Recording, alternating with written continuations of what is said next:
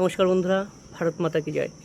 আজকে একটি বিশেষ তথ্য আপনাদের দিতে চলেছি। আপনারা ভিডিওটি স্কিপ না করে পুরোটা দেখুন এবং মন দিয়ে দেখুন, কারণ প্রত্যেকেরই কাজে আসবে। কারণ আগামীকালই লাস্ট ডেট, তাই ভিডিওটি মন দিয়ে দেখুন। দেখুন, আগামীকাল একটা ক্যাম্প বসতে চলেছে পাল্লা হসপিটাল আর এদিকে আকাইপুর হসপিটাল।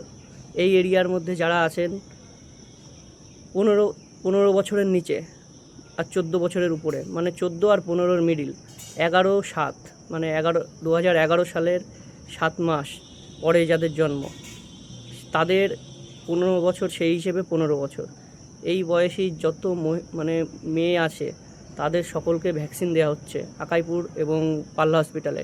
আপনারা সাথে একটা আধার কার্ড আর একটা ফোন নাম্বার নিয়ে যাবেন, যাতে ওটিপি যেতে পারে সেরকম। কারণ আর এই ভ্যাকসিনটা অবশ্যই আপনারা দেবেন। কারণ দেখুন, বর্তমানে বিভিন্ন ধরনের রোগ বেড়েছে। আমরা জানি যে মহিলাদের ক্যান্সার সম্পর্কে একটু বেশি, ক্যান্সারটা বেশি হচ্ছে, কারণ স্তন ক্যান্সার মহিলাদের সবথেকে বেশি।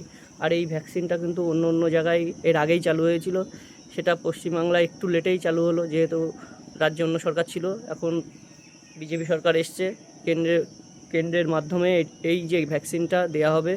আপনারা সকলে পাল্লা হসপিটাল এবং আকাইপুর হসপিটালে 15 বছরের মধ্যে বয়স যাদের, 14 থেকে 15, তারা অবশ্যই যাবেন আর এই ভ্যাকসিন নেবেন। কারণ মহিলাদের যে স্তন ক্যান্সার এবং অন্য যে ক্যান্সার যে ঝুঁকি, এই ভ্যাকসিনটাই অনেকটাই কমিয়ে দেবে। তাই জন্য সকলকে বলবো যে আপনারা অবশ্যই যাবেন।